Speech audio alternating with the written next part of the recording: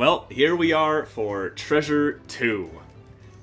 If this is your first video of this series, I guess it is now, these are just some quick little unscripted treasure reviews just to build up to the big Crownfall video that I'm working on that will probably be released late December or early January.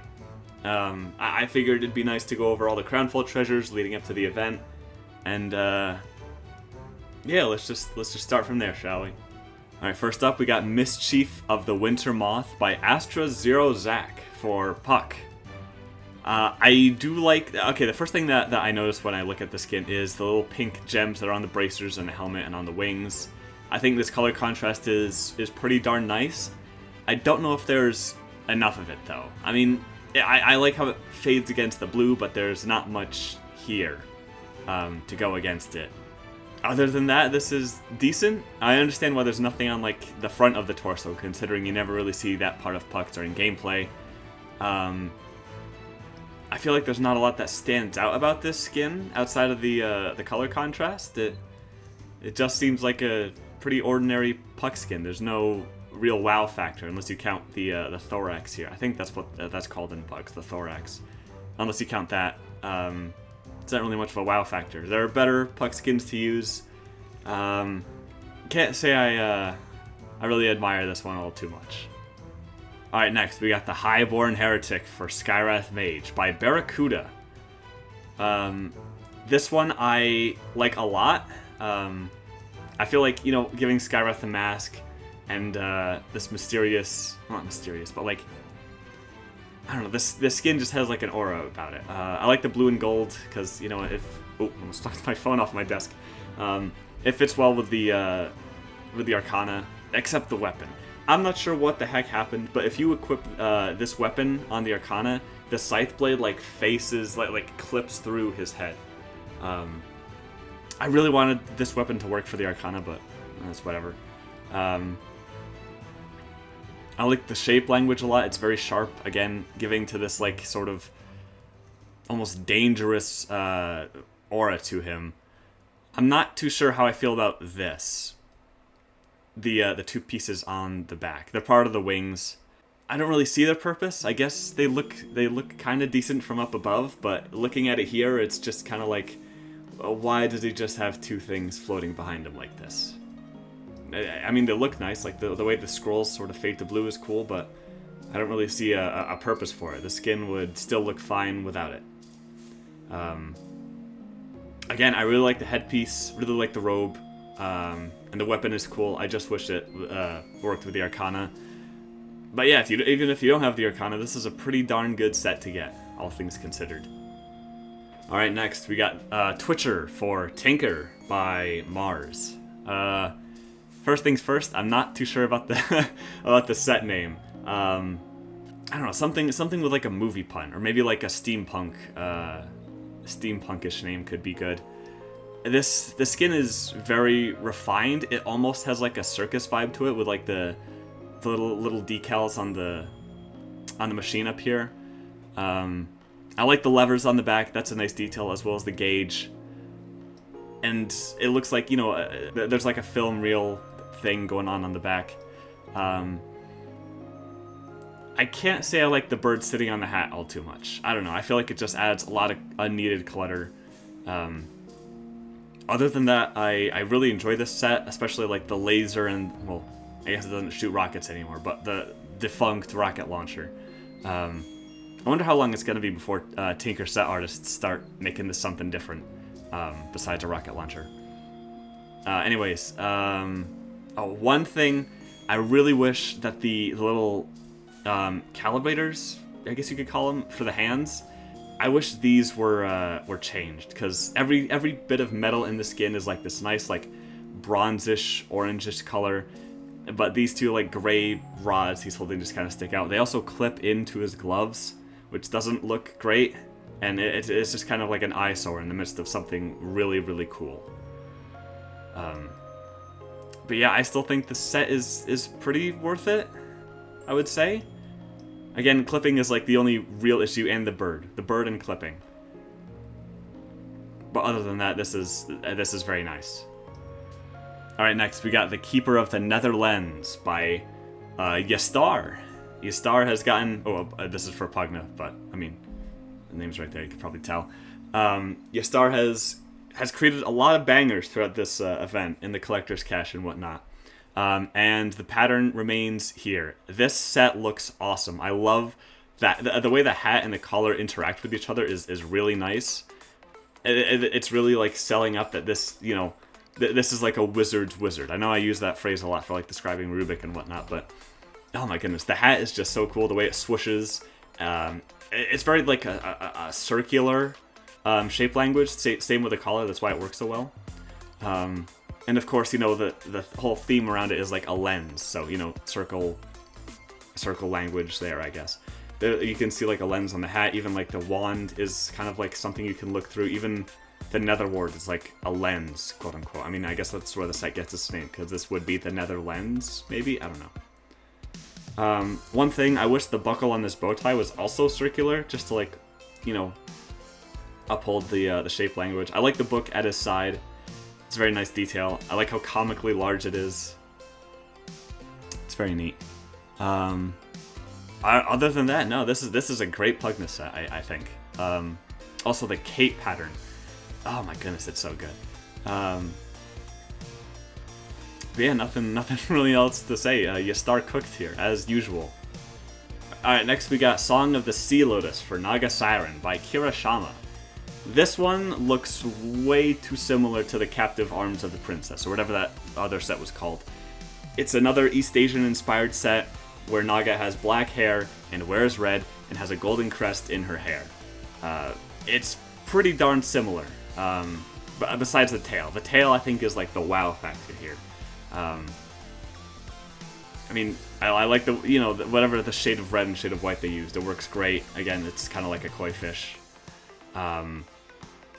The mask, I kind of wish she wore the mask. You see this trend in a lot of the East Asian inspired skins where like they have a mask on the side or on their belt or something, and it's like, well, just wear the mask. I feel like it'd be a lot cooler. I like the asymmetry of the shoulder guard and the lute on the back, because, you know, she sings. She's like a music person. But other than that, I don't really think this one is worth much. I mean, even like the pole arm she has like clips through her sleeve. And it's just way too similar to the other East Asian inspired skin that she has. Alright, next we have Lionheart for Omni Knight by Zipfinator.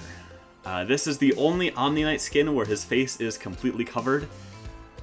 I really like the colors on this. There is no red in this set at all, and I think it works great for Omni Knight. It's kind of hard to get a general shape language for this thing, because you have like complex intricacies in the lion head and the wings of the hammer and on the shoulder guard. Not to mention even like the own crown, or not crown, like the helmet and the crown kind of conflict with each other, where like this is just like one big solid piece of metal, but there's like all these different spikes going up, and this is more of a triangular shape, whereas the helmet is more like a box. I mean, other than that, I think this set is pretty darn cool. A cool switch up for Omni Knight. I think it could have been executed a bit better, though, is all I really have to say. Alright, next we have Flight of the Griffin Lord for Keeper of the Light by Elaine.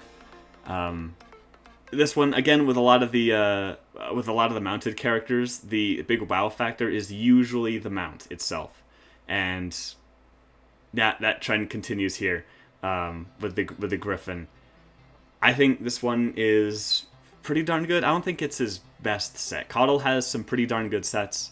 This is definitely up there with them. Oh my goodness, the winged glitter, I just realized. I feel like there might be a bit too much color stuff going on here. Like, you have the white and the gold and the blue, but then you have this pink that fades into purple on the wings, but then you have Coddle's robes, which fade into like a yellowish green, and I think it like the amount of colors here are a bit too cluttered, maybe. That might just be me. It's like sitting on a border, I would say. I like the feather aesthetic fitting with the, you know, event itself. It's all about bird people. Does the griffin blink, I wonder? Oh, it does. It does blink. Okay. Yeah, I would say this is pretty darn good. I like the intricate reins on the beak. That's pretty neat. Never really thought about how a griffin would wear reins, but I suppose that's how. Yeah, I definitely think this one is worth getting if you're buying this treasure. I like the hat. That's another thing. I really like the hat. The staff, I think Coddle has better staffs, but it fits the whole aesthetic.